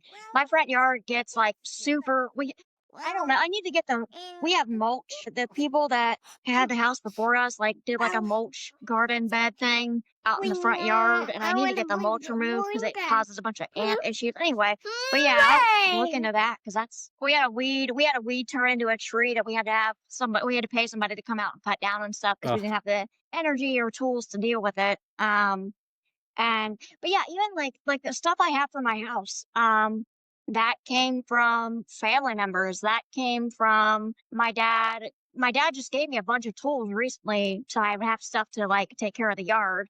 I had to have the city come out. Well, not the city. I had to have somebody come out to mow my grass for me because the city was getting on me because it was getting so bad. Which, yeah, that's my fault. But like when I have back problems and I can barely move, and like my partner has his own plethora of crap going on, it's for a while it got hard for us to maintain. We are getting better. We are getting back to where we're able to do stuff. But for like the last year, it's been really hard for us to both physically function. But uh, yeah, we've had my family gives me a lot of support. Like while we are living independently, if I needed anything, my best friend came over and I love my best friend for this. She came over, her and her husband put together a shelf for me. They cleaned my entire kitchen and reorganized my entire kitchen for me. And this was after 6 months of neither one of us being able to clean it. So it was a disaster, right? Because this was back when I couldn't get off the couch at all, and I was still trying to get a doctor to give me meds to manage my nerve pain. Um, but she came over and they spent a few hours and cleaned my entire kitchen. Her husband is really tall. I mean, but they're absolutely amazing. But even then, I went 6 months without asking for help because I do not like asking for help. I don't. It is, and that's part of the issue with society and how society is surrounding the viewpoints of disability, not necessarily how they view the disabled population, but the viewpoints around disability and what qualifies you for disability and are you disabled enough kind of mentality. Yeah, rampant individualism versus, and I got into literally how I felt better about asking for help, trying to pull in my mind, my eyes closed here, was learning about sociology and cultural anthropology, where it's like, wait, no, asking for help is literally how humans survived everything. Rampant individualism is not good. It is a current system that Yeah, is showing the cracks, which is what we discuss about sometimes with how it relates to disabled people and people with cerebral palsy. yeah. So yeah, ask for help, guys. Make it more of a thing. Get the ables used to I it. But that's because I have the support that I need. Now, if I reach out to my friend and I'm like, "Hey, I need help with cleaning," she'll like come over and clean and not even like bat an eye. She's not going to judge me because my house is a mess or because I need help with stuff. And a lot of times, like if I ask my dad for help, if he has tools or whatever he can give to help me, he also takes care of like our grandpa or his dad, my grandpa. But he does whatever he can to help me as well. And my brother comes over and helps me with stuff. Like I said, my brother and my partner just built the tool that I needed for the sore stuff. So, Not been diagnosed, but there's definitely been moments where I switch my neck wrong or something, and it feels like a bone crushed a nerve or something, and then an entire aspect of my back will just not work for a while, or my neck, yeah, yeah, and it's just a radiating pain, and then everything seizes, and I just have to lay in bed and do pain, like, no, this is gonna hurt, but I have to do it, and then stretch myself in that area. And I've done so much just yeah, powering through things, knowing now that it's probably pretty much damaged me more than I should have been. But yeah, yeah. And hopefully, as we continue with the podcast, as we continue with our different projects, hopefully we can, just spread more awareness, get more information out there, get people to understand more. And I want to help people. Like I don't want people to struggle. And, a lot of I've been seeing a disconnect lately with like parents and them getting flack for not being able to work because they have to take care of their kid. Well, yeah, their kid, when you have a disabled kid and you have to go to appointment after appointment after appointment after appointment, working a regular job is going to be next to impossible because I'm sorry, like part of the reason that I was doing as bad as I was because I could not go to my appointments like I needed to because I was working full time. And like when I would go to appointments, I would let my boss know and then I wouldn't be able to take lunch because that hour that I took for my appointment was considered my lunchtime because I had to take that hour off. And mind you, that's with working from home. So just so people are aware, like when you work from home, you are still required to stay at your desk. You're still required to work regular hours. You're still required to do everything that you would do in the office. The only real difference is you get to wear pajamas and you can get coffee whenever you want, and no one's going to steal your lunch. Like, yeah, or in travel times, yeah, not that far from my yeah, bedroom to my office. yeah. But yeah, so like even me, like a part of the reason that I had to go on disability was because how hard things were getting on me physically, mentally, like the whole shebang. It was really terrible. And when I first started the process of applying for disability and stuff, I'm like, I'm not gonna get this. I'm not that disabled. I was doing the whole thing that you normally do, where you're like, oh, you're not disabled enough. You're not gonna qualify for this or that because you're not doing that bad. Yeah, But then as I'm listing my stuff, like, cause it'll have you list out all the stuff you deal with. So I listed out all of my mental health stuff, and then I listed out I have cervical stenosis, which is where your spinal cord is pinching nerves in your neck So essentially that caused like stroke-like symptoms. I literally Mm. thought I was having a stroke and then ended up 3 days in the hospital, and then they found out it was cerebral. Yeah, we spent 3 days in the hospital before they found out, oh, your brain is not melting. In You the just US, have that's a pinched ADHD. nerve. Yeah. And so there was that. And then I also discovered after I got more x-rays done and I discovered that I've developed scoliosis, which they apparently don't do anything anymore. At least that's what my doctor said. They don't do anything they don't do braces or anything for scoliosis now. They're just like, you got it. It exists. It's at a 15, not 50, 15, 1 5 degree curvature. So I assume that's mild. I don't know. The doctor didn't really go into a whole lot of detail. They called it mild, but like I don't know if we have a doctor in the community, maybe somebody can kind of give a bit more insight on that. But it's a 15-degree curvature on my spine, and then I have the cerebral palsy and all the lovely stuff that comes with that, the spasticity, the muscle stuff. Like so, and now, like as I'm filling this out, I start to realize like, oh, yeah, I am kind of tough, aren't I? Like I'm kind of like when I put everything together, I'm like, holy, Oh, that like and like the ADHD, when you have attention issues and then physical commitment issues at the same yes. time. Well, like why? Yeah, I have ADHD too, and I put that in like my mental stuff. So I have like mental wise, I have major depressive disorder, supposedly bipolar 2, and I have ADHD. So it's a plethora of like trying to get me to focus on stuff can be difficult. Trying to get me to here's one of the things people don't talk about enough with ADHD is, and I know we deal with this with cerebral palsy, but when you Mm. add in ADHD on top of it, it really sucks.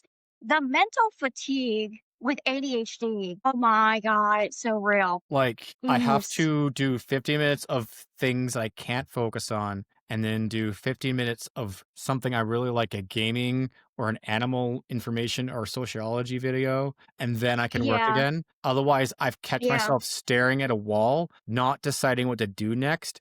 And when you take palsy exhaustion and add that on top of that, it's like I can It's literally do so bad. nothing. Like, Well, there are days where I will just literally sit and scroll on my phone and go between reading a book and scrolling on my phone, and that's it. That's like all I do. And honestly, um, that's most days, honestly. mm, But mm, uh, one thing is like I discovered I can't really take ADHD meds. Like I can take them, but then I have to stop them because it's too much for my heart, or it gets to where like I deal with a lot of irritability from them.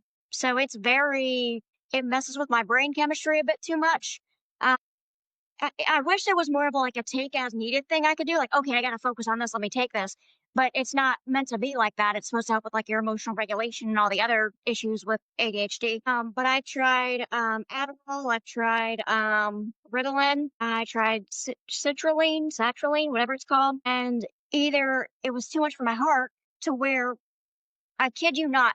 My house is like less than 800 square feet. It's like 750 square feet or something like that. mm, Small house. And I was talking to my doctor and I'm like, hey man, I am getting winded every time I go to let the dogs out. Like if I get up from the living room to walk to the kitchen to let my dogs out the back door, I can't breathe. And he took my blood pressure and stuff and he like showed me the stats from like what my vitals were before starting the Adderall and what it was after. And he's like, yeah, I don't think this is good for your heart. I'm like, okay. So I had to stop taking that. And then with the Ritalin, same thing. It's just like stimulants aren't good for pain. I'm like, all right, whatever. I'll just go back to drinking like Red Bull and Monster all the time now. I'll just deal with it that way. That's how I've dealt with it for like 30 some years. I use THC oils and stuff. It stops the pain in my back and my legs, and I'm able to focus past the exhaustion for an hour and a half. Then I get comments where I'm the pothead, and I'm like, no, this is literally medical. I can't even do my Yeah. dishes without it. So Yeah. that's Well, a that lot of rough people, aspect. yeah, a lot, we are recreational where I'm at, so it's got qualified for medical and recreational here. And there are times where like I hurt so much, I have to do like the CBD gummies and stuff because I can't move. Like, and I don't know, it's so like, and the thing is like, we know it is one of the things that helps with cerebral palsy, like the CBD, HC, stuff like that does help. But the problem is regarding CBD specifically, a lot of people that I've talked to, and again, not a doctor, not stating this as a Mhm, fact. I don't know. Not a doctor. Talk to your mhm. doctor. But I've had a lot of people with cerebral palsy talk about like how much they need like they need a lot of CBD for it to be able to help with the pain. Like a lot. Like you know how those containers will say like 1,500 milligrams of CBD, but that's per container. So and then it's like you need half the container to be able to freaking function, like or a third. Sometimes like I do like the CBD gummies. They do help me sometimes like especially in the winter if I'm having a hard time sleeping, they do help release the tension enough that I can um that I can stop. You know, I can like go to sleep and stuff. I'm looking. I did talk to my doctor, my cerebral palsy specialist. She gave me another med. I talked about it last time that I was reluctant to take it because of potential liver issues. But after some further talks, I have started that, and that has done better. And I mainly do that because I don't want to have to. Sorry, gas, guys. Um, I'm mainly doing that because I don't want to have to use CBD or THC or anything like that because I don't want it to be something that I have to rely on, one. And two, like, as we're getting older, we may foster or adopt down the road or something to that effect. And I just don't want to have that be in the house or be like an issue or anything. That's why I would use an But oil because yeah, I take a syringe, turn over, I put it in my tongue, I put it high up in the medicine well, cabinet, I've and had, it's just my medicine. It's like a yeah, kid sneaking into your Advil. They shouldn't be doing that. That should be high up. It should be away. It's a yeah, medical. It's medical. What's that? It's my medicine. You only get yeah. it if you're Well, I say prescribed. I've done the tincture stuff, and I will say the tincture CBD stuff, I'm like talking just strictly CBD here. The tincture CBD does help, but it's one of those things that you have to, it reduces inflammation over time. So you have to like take it every day like you would a regular medication. But yeah, I'm seeing how that medication, the medication that my doctor gave me, which I don't have the bottle in front of me and I forget the name of it. It's D something, something. I don't freaking know. I'll have to look it up again. But I'll let people know how that medication went because I hadn't heard of it. When she and I talked about it, she had said that it's something that she commonly prescribes to all of her patients with cerebral palsy. And I'd never heard of it. Like I hadn't even heard of it in the cerebral palsy groups. So I was like, okay. And then she was like, the only risk is it can hurt your liver. And I'm like, I don't know if I want that risk of hurting my liver. So it took me a few conversations before I was like comfortable with even trying it. But I'll see how that does. I'll give it like 3 months. Um, I have to have her call in an order for lab work because I have to do when you take stuff that's going to like affect your liver. They have to like do blood draws and stuff to make sure your like liver enzymes and stuff aren't getting all screwed up. So we'll see how that goes. Hopefully it doesn't cause any liver damage. If it does, then obviously I won't keep taking that. But I, I don't know. As far as pain management and management of spasticity and cerebral palsy and stuff like that, obviously more studies need to be done. Obviously, science is something that is always changing because it's studying the world around us. It's not everything is not written in stone. We've done studies and then years later found out, oh, this isn't the case. This needs to change or that needs to change, or they'll do an updated study with different variables and get more information that way. So like it's not a set in stone thing. And I do think there is more that we could do to help people as far as the pain, as far as things like that. But it definitely needs to be kind of at least discussing the options for people will help a lot. So, Hopefully, options. I have my own opinion on how much our society does not focus on disability medical studies. Like, you'd think for the main aspect that eventually disables everybody, which is life and age, that our society would focus greater on recovery and management than it would entertainment. yeah, But that's not the world we live in. But it's the world I want to make. Let's make this world better, folks. yeah, That's our goal here. yeah, yeah. Gee, dude, I didn't realize we've been going at this for 2 hours. Yeah, I usually look up and wait for the 2 hour mark, and then I'll decide to tell you, especially when we really get into a Why do topic, our segments are like an hour. Why do you wait till we get 2 minutes in? because it's too long. Like, or 2 hours in? Okay, so an hour. You want me to tell you in an hour? I'll do that from now on. Okay. I was See, like, folks, two this is all a hours. work in I might, progress. no, I might just put this up as minutes. 2 Come on, hours is kind of crazy.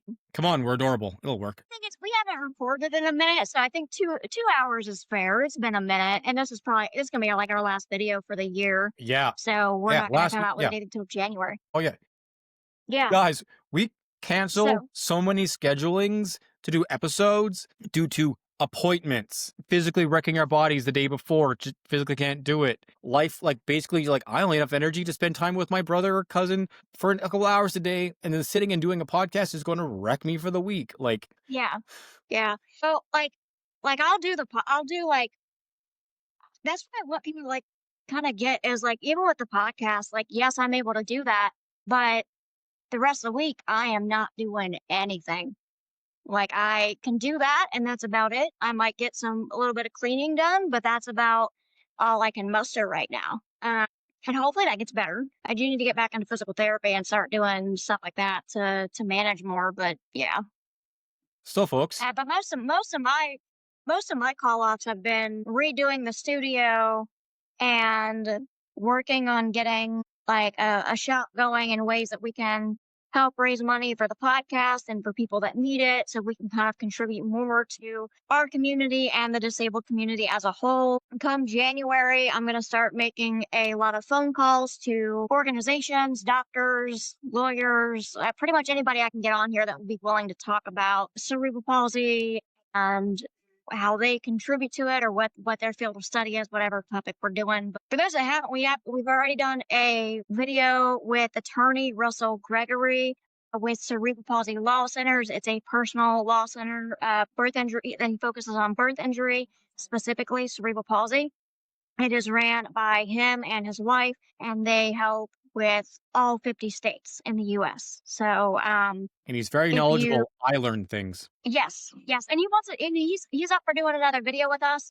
They had some family medical stuff going on, so that kind of got put off. But I was like, hey, do your thing. We can get together after the holidays. Like it's hectic enough, and if you have health issues, like that's crazy. That's the I'm not story of this gonna, podcast. yeah. Well, like I try to be very flexible with people because stuff comes up, and I can always move stuff around for somebody if I need to. It's not that big of a deal. But yeah, like when you have family, when you have kids, when it's around the holidays, like things are hectic enough. Like I take all the time you need, man. On that aspect, But yeah, my dad's here, so I probably should spend family time. But hey, folks, tune okay. in next year to see all these exciting developments and see if we've accomplished any of them. But we will, so tune in. Well, all right, guys. Well, thank you so much. Ty, go hang out with your dad. Tell him I said hi. I And will. we'll see you all next year. Like and subscribe. Have a great day. Toodles. Bye.